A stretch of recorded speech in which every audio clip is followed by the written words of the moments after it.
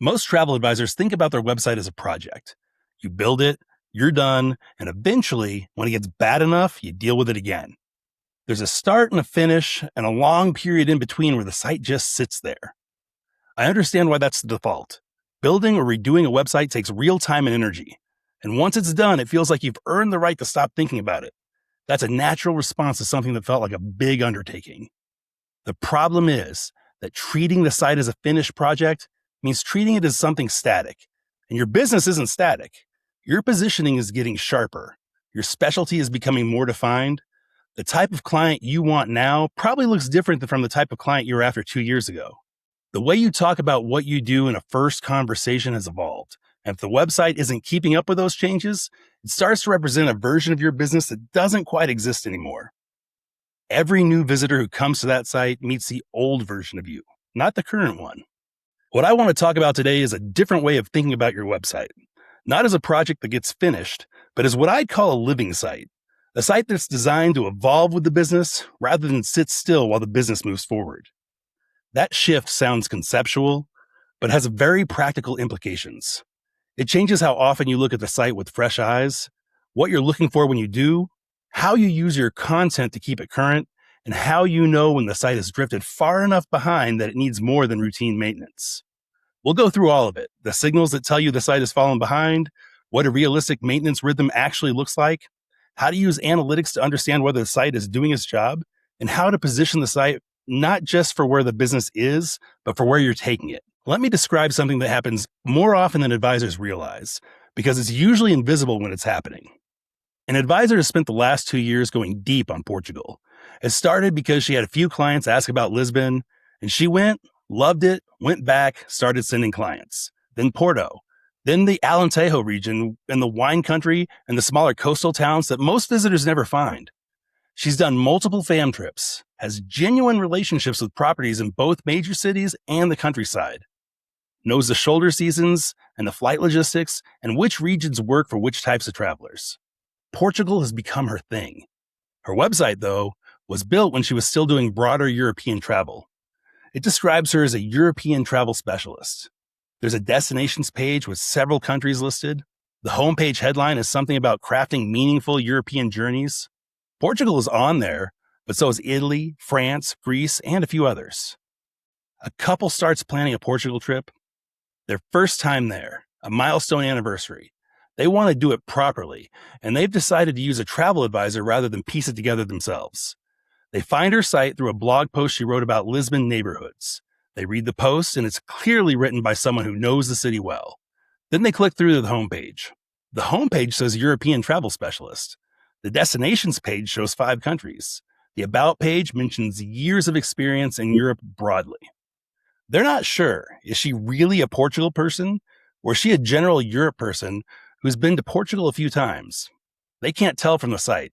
So they keep looking and find another advisor whose entire site is organized around Portugal and the Iberian Peninsula. Her specialty is unambiguous. They reach out to her. The first advisor was the right person for the trip, better qualified in Portugal than the one they ended up booking. But the site was showing them the old version of her, the generalist European advisor, not the current one. The living site idea is about closing that gap before it costs you clients you didn't even know you were losing. Part of why sites drift is that the business naturally passes through stages, and each stage requires a different kind of site. Early on, when the business is new, the site is mostly about establishing that you're a real professional operation. The positioning might be fairly broad at this point because you're still figuring out what you specialize in, which is completely normal. The goal is to look legitimate, make it easy for referrals to check you out, and start building some kind of online presence. A clean, simple site that says what you do and how to reach you is genuinely fine at this stage. It doesn't need to be elaborate. After a year or two, something usually starts taking shape. You're booking certain types of trips more than others. Real expertise is developing in specific areas. Some types of clients feel like a great fit and others are harder. The business is forming a shape that wasn't fully visible at the beginning. This is usually when the original site starts falling behind. Not because it got worse, but because the business got more defined and the site didn't follow. The site is still broad when the business is becoming specific. It's still describing something general when the advisor has found their particular thing. And then there's a later stage where the business is genuinely established, clear specialty, steady client base, a reputation in a particular area of travel. At this stage, the site should be doing more work than at any other, actively attracting new clients who fit the specialty, functioning as a real lead source rather than just as a credibility check for referrals. This is where the site needs to be the sharpest. And it's also where advisors sometimes have the most outdated site because they got busy and stopped paying attention to it.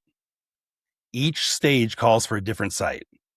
The problem is that moving from one stage to the next doesn't automatically update the website.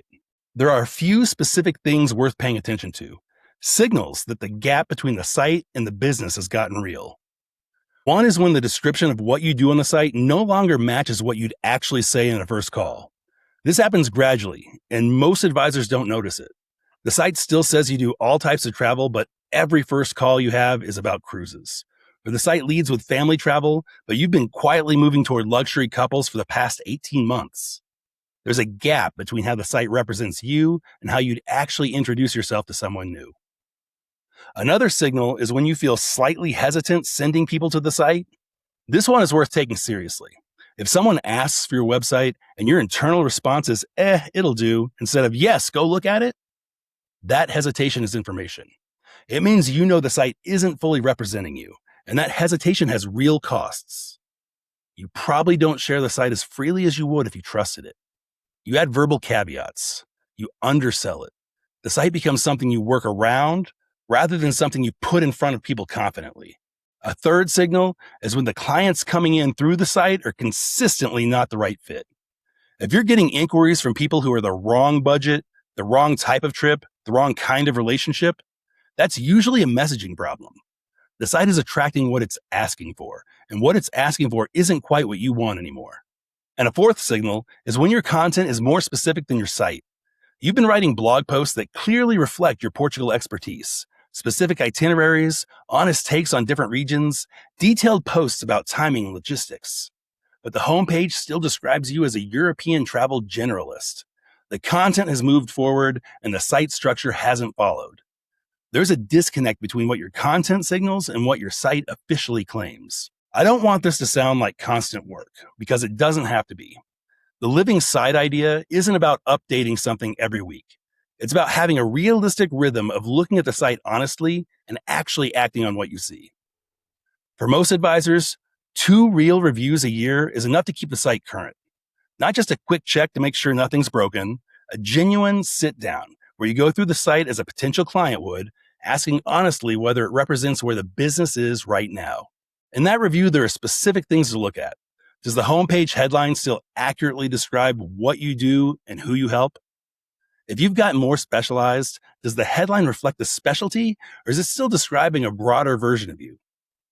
Are the specialty pages still accurate? Have you added depth in some area that isn't reflected yet, or are you listing something you don't really do anymore? Is the About page current? Does the photo look like you right now? Does the text reflect where you are in the business rather than where you were when you wrote it? Testimonials are worth looking at too. Are there any on the site? Are they current? New testimonials from recent clients carry more weight than ones from 3 years ago. Not because they're more credible, but because they signal that people are working with you now, not just that they used to. And the call to action, is it working? Is it clear what a visitor should do when they're ready to take the next step? Is the scheduler actually linked and functional? Small things here break quietly, and sometimes nobody notices for months. Most of the time, a twice yearly review catches things before they get too far behind. You're updating a section, rewriting a headline, adding a testimonial, fixing something that broke. It doesn't have to be a major project. It just has to be consistent. The other part of keeping a site current is the content, the blog, if you have one, and any other ongoing material you're producing. A site with recent, relevant content feels alive in a way that matters. When someone visits and they can see there was a post last month and the month before, it tells them the business is active. When the most recent post is 18 months old, that creates an opposite impression, even if everything else of the site looks current. Content recency is a signal that people notice. I'm not saying you need to post constantly. There's an earlier episode where I talked about sustainable content frequency and what makes it worth doing. But there should be some ongoing signal that the site is being maintained, that there's a person behind it who's still engaged. Even things that aren't full blog posts count. Updating a recent trip section when you come back from somewhere, adding a new testimonial when a client sends a good one, noting a ship inspection or a fam trip in a relevant place on the site. Small updates that show the site isn't frozen in time. Blog posts that carry the most weight for a living site aren't the general inspiration pieces. They're the specific, useful ones that reflect genuine current expertise. The kind of post that could only have been written by someone who's been doing this particular type of travel repeatedly and recently. That's the content that positions the site forward and signals that the advisor is still active in the specialty. Now, most website platforms give you access to basic analytics, and most advisors either haven't set it up or look at it without really using the information. It's worth spending a little time with it a couple times a year because it tells you things about whether the site is working that you can't see just by looking at it. A few things to look for. If you're getting decent traffic to the homepage, but very few people are clicking through to the specialty pages, that might mean the homepage isn't giving people a clear enough reason to keep exploring. If a particular blog post is pulling in a lot of visitors and most of them leave the site after reading it without going anywhere else, the post might not be doing enough to connect readers to the rest of the site. There's no natural path from that content to a next step. If your traffic is mostly direct, people navigating directly to your URL or coming through a link someone shared, that tells you the site is primarily serving warm traffic, people who already knew to look for you. Which is fine, but it also means organic discovery probably isn't happening much yet.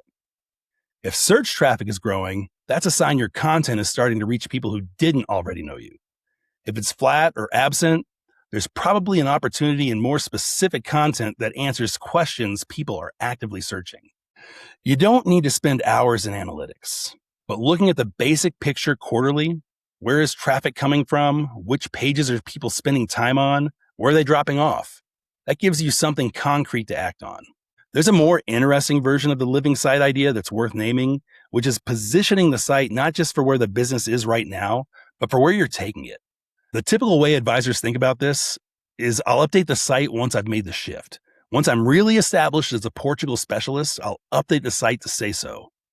But by then, you've already been the Portugal specialist for a year or two, and the site has been showing visitors the old version of you that whole time.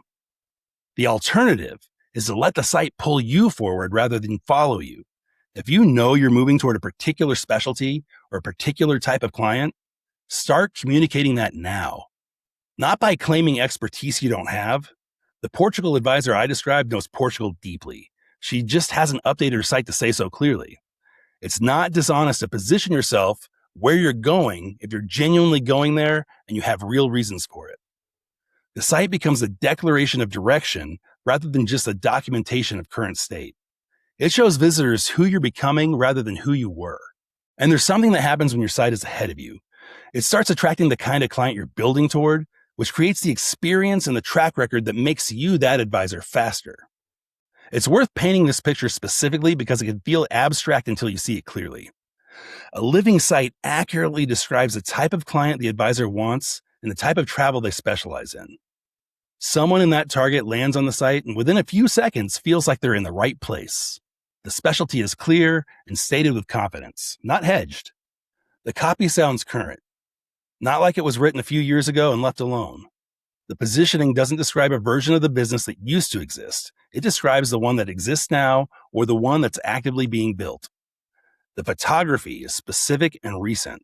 There's evidence of real travel, real knowledge, real experience with the destinations and products being recommended. The site doesn't feel like a snapshot from an earlier time. There's recent content, recent testimonials. The about page sounds like the current person, not the person who wrote it 3 years ago. And when someone is ready to take the next step, the path is obvious and easy. When all of that is true at the same time, the site is earning its keep. It's representing the business accurately, attracting the right people, and converting them into conversations. That's what a living site does. It stays in that state by being maintained rather than drifting away from it through neglect. The Portugal Advisor site eventually got updated. Took her a day or two. The headline changed. The about page was rewritten around the Iberian specialty. The destinations page got simplified. And the first inquiry that came in through the site after that update was exactly the kind of client she'd been wanting to attract. Someone with a real Portugal trip in mind, a real budget, genuinely interested in working with someone who knew that destination well. The work she'd done on the specialty hadn't changed. What changed was the site finally said what she actually knew. A living site doesn't require reinventing yourself constantly. It just requires keeping the site honest about who you've become, updating it regularly enough that the gap between the current version of you and the site version of you stays small. The moment you stop doing that, the site starts telling an old story to every new visitor. And that story compounds quietly until someone points out that the site doesn't quite describe the business anymore. I'm Justin Hinkle. If you found this useful, subscribe. New episodes come out regularly, and that's the easiest way not to miss one. This is the Travel Advisor website show. Stick around.